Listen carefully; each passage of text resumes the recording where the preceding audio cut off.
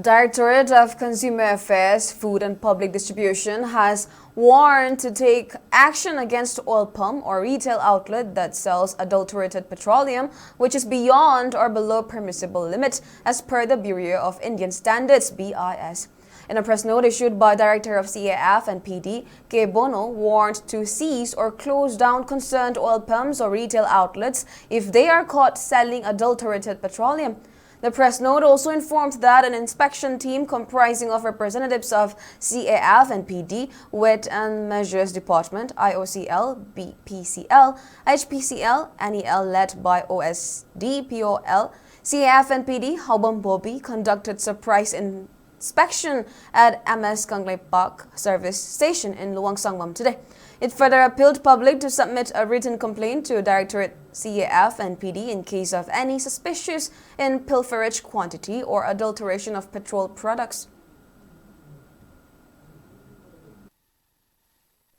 Petrol, diesel, high sing